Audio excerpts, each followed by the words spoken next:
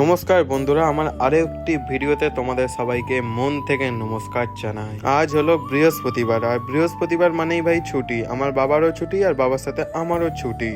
সকালবেলায় উঠে বাবা চলে গেছে আগে বাজার করতে, কারণ বৃহস্পতিবার ভাই আমাদের বাজার করতে হয়। আর এই দেখো, ধনে পাতা থেকে শুরু করে লঙ্কা গাছ, বেগুন গাছ সব আমার বাবা নিজের হাতে লাগিয়েছে। আমার কাজ হলো মাঝে মধ্যে হালকা করে জল দেয়া। ভাই সব সময় জল দিতে পারি না, কিন্তু মাঝে মধ্যে আমি দিই জল।